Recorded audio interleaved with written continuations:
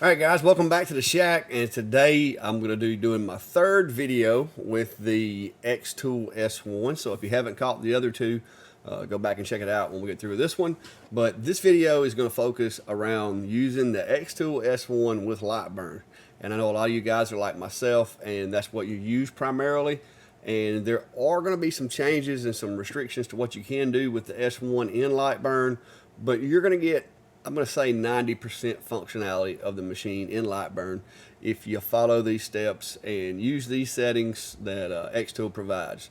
So I'm going to go through those settings, what they are, how to connect your machine to Lightburn, and just kind of walk you through what does what to get some of those functionality of the machine into Lightburn using some macros. So stick around and we'll be right back.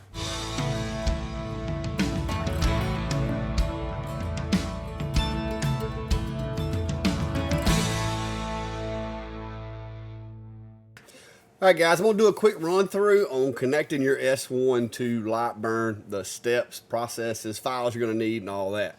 First, before you even connect to Lightburn or attempt to, go ahead, go into XCS, make sure you have the most recent firmware on your machine, make sure you have the most recent downloads. You're also going to need to get a Lightburn configuration file to set it up into Lightburn to be able to import it over. Saves you a lot of time and effort in making the settings the way they need to be. Okay, xTool has one of those on their website, and you can download it from them. Now, I will tell you, I found a few little glitches with it. They only offer one file for the S1, and the work area is apparently set for either the 20 watt or the 2 watt IR, because the work area of the file that I got from xTool was bigger than my physical work area on my machine, and it was causing me some issues near the edges of the work area. So I had to go in, figure out what my actual work area was, and set that in my profile that I created for my machine. There were some other things that they didn't do that I had to go in and fix, including the pointer offset. The pointer offset for my machine was not correct, and it was not enabled on the profile I got from xTool. So I've fixed all of that for the 40 watt. And when you get through watching the video, if you have plan on getting the 40 watt, or if you have the 40 watt and you want to download a copy of my Lightburn profile that I'm using for the xTool S1, feel free. I'm going to upload it to Google Drive, and I'll put a link down below in the description, and you can download that. But just to get you started, I got Lightburn pulled up, and we're going to go from the beginning of adding the machine to Lightburn all the way to actual use of the machine and some of the features. So here we go. Let me get you over to the screen, and we'll get that started. So the first thing you want to do in Lightburn is go over here and click on Devices. All right. If you're going to be using a configuration file, which I strongly recommend, hit the import button right here. Go to the location, wherever it may be, that you have that configuration file saved at, and locate it. It's going to be the LBDEV file type, and just hit open.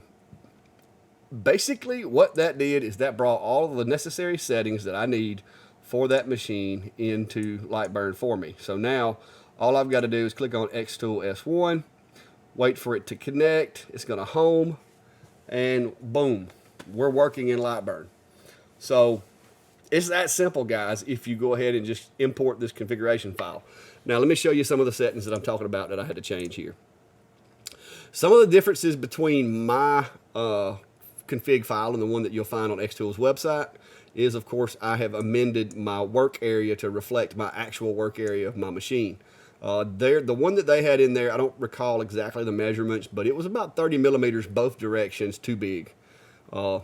This was like 520 by like 390 or something like that. It was enough that I noticed it when I was trying to set up jobs. So I had to resize my work area to make that accommodate my 40 watt module that I have. The laser offset was not enabled, and the numbers that were in here were not correct.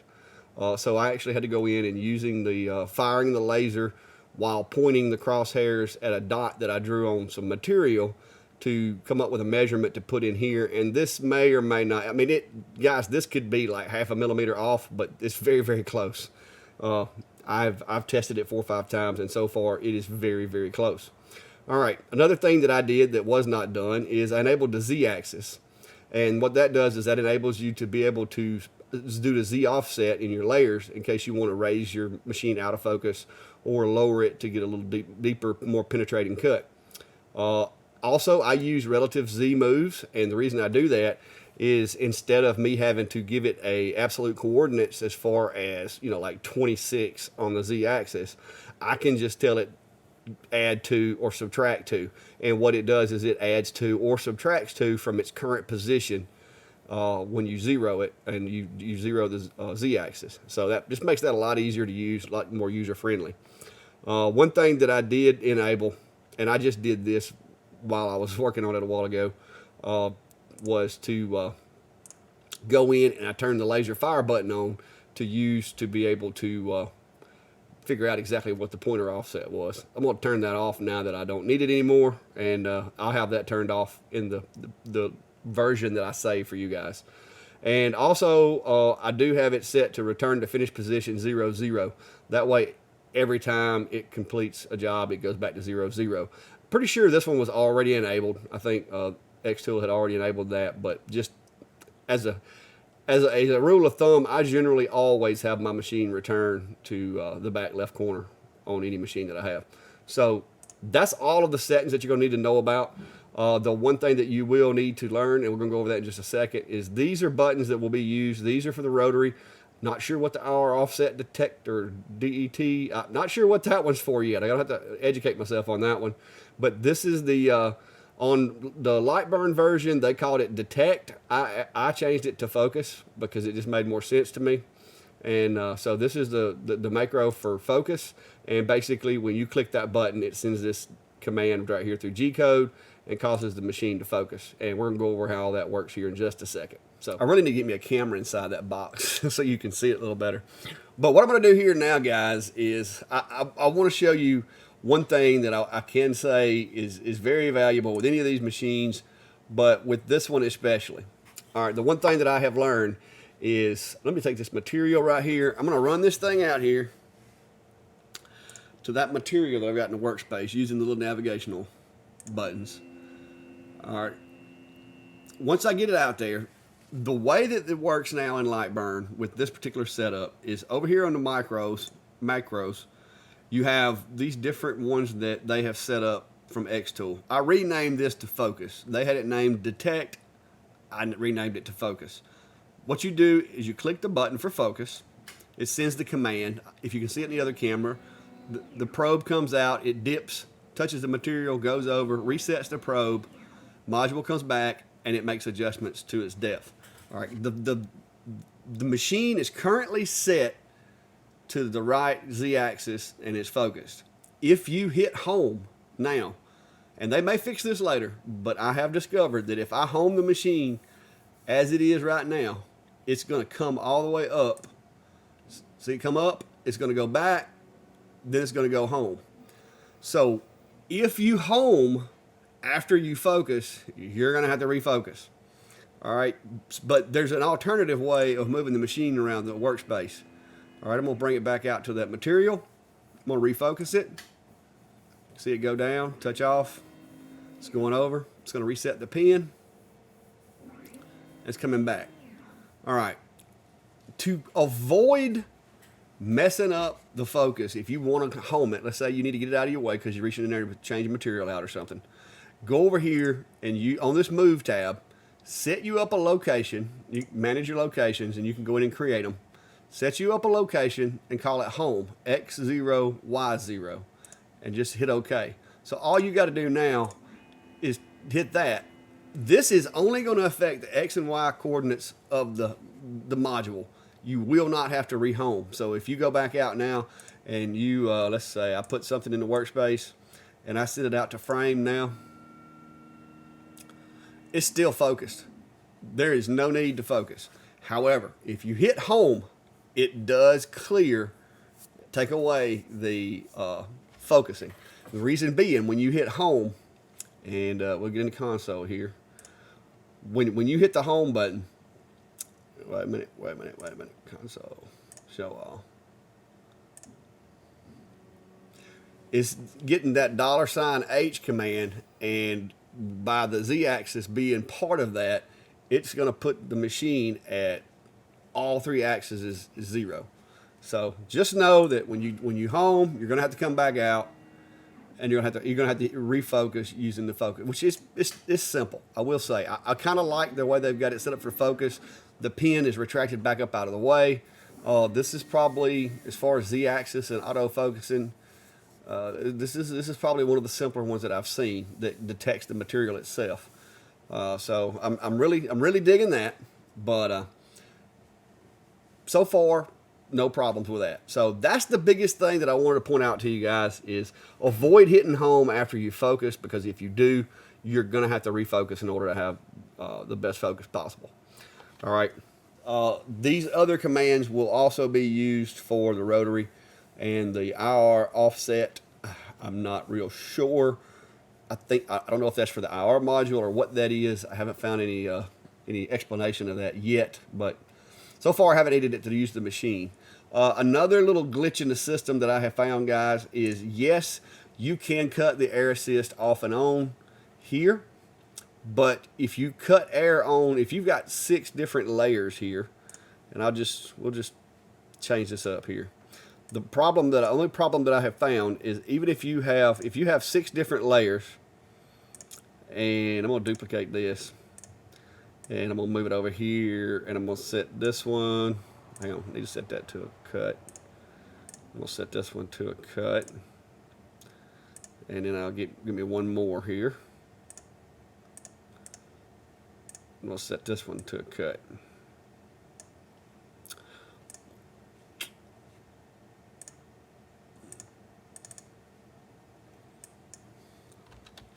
And I am cutting this 1/4 inch material at 15 millimeters a second consistently. So that's something you might want to know.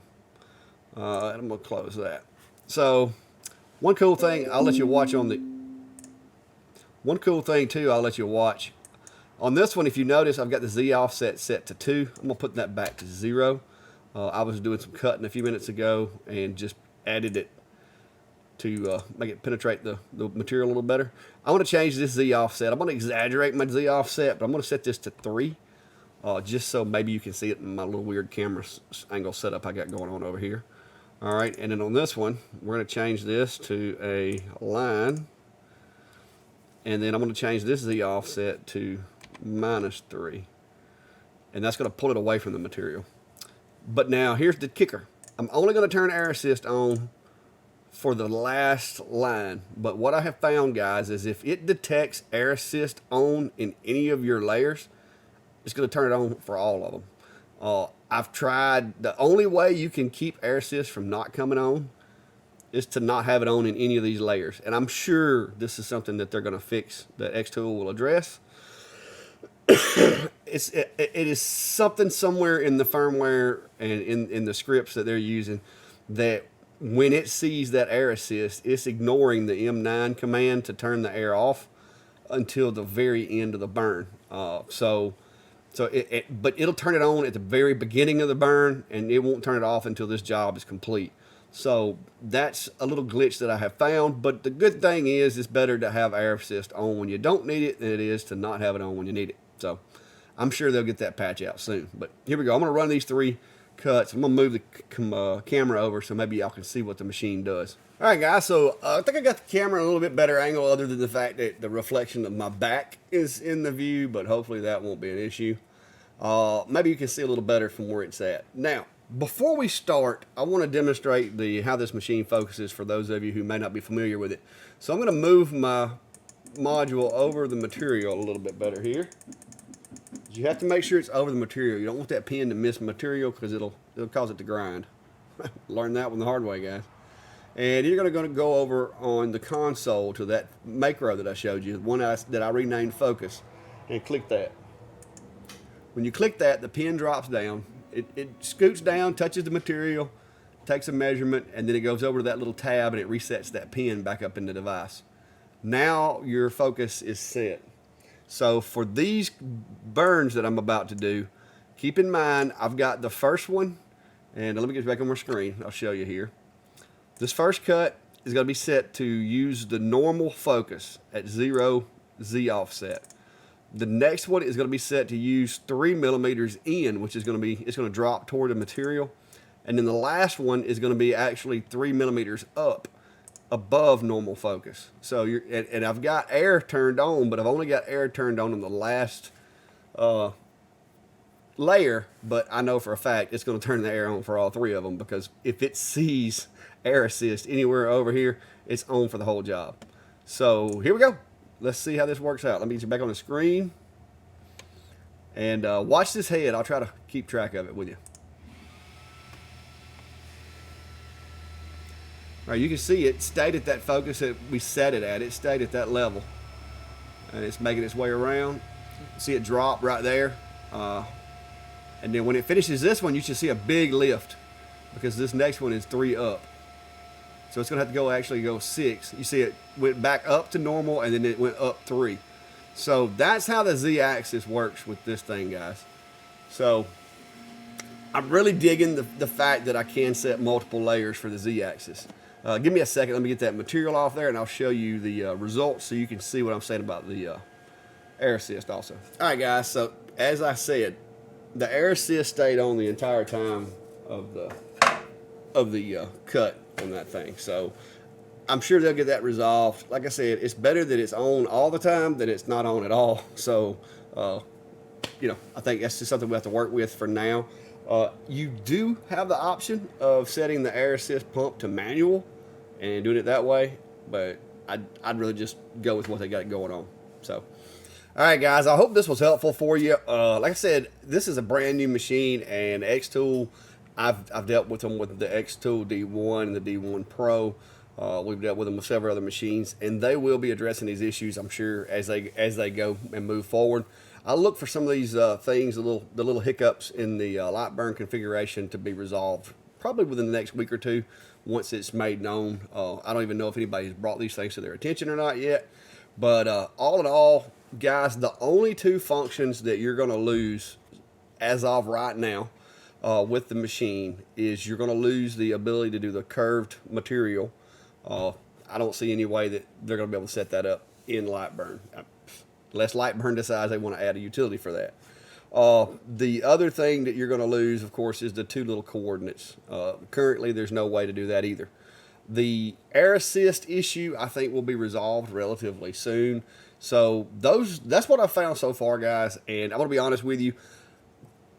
I wish I had a camera, because I don't have the coordinate system in Lightburn. I think that would make it easier for me. And I guess there's a possibility maybe xTool decides in the future that they want to add a camera to the machine. But, you know, I may be looking at adding my own camera if I can figure out a way of doing it. But all in all, with Lightburn, using the machine, yes, it is very doable. You could always do current position. I did that a lot with my D1 back in the day before we had limit switches, and it had really good results with that. So all in all, like I said, at this point in this stage in the game, I think they're doing really well with the compatibility with Lightburn. Some of the other features, like I said, you're going to kind of lose those if you go with Lightburn, but you always have the option, guys, that you can swap back and use XCS for a job if you need to, if you needed more functionality. So there's always that too, you know. But in the meantime, I hope this helps. Y'all, like I said, if you don't criticize me if I miss some information or if I overlook something. I've been researching everything I could find. There's not a lot out there currently on this machine. And a lot of it, I just had to get out here, use it with Lightburn, and figure out what was working and what wasn't, and then figure out how to fix the problems that I was having. So I hope you liked the video, and if you haven't already watched the other 2, guys, I've got 2 more videos that I've done on the S1 involving just basically a run over of the machine. Also, I have links down below if you're planning on getting a xTool S1. I've got some affiliate links down below that'll help me out. It lets xTool know that I'm sending business their way, and helps keep machines coming for me to be able to review and to be able to go through and find those little cliffhangers that might grab you when you get your machine and you're all ready to do your engraving, and suddenly you realize something's not working right. Hopefully, if I can get the machines early, I can find those things and pass them along to you guys before they become an issue. So, and if you hadn't already, please hit the like, subscribe, follow, whichever platform you're watching me on. That helps with the channel, helps support, and keep the lights keep the light bill paid over here. So I'm going to keep trying to turn out some content. I've got some other machines I've got to run through for the next few days. But if you have any questions or comments, drop them down below. I always try to give feedback when I can.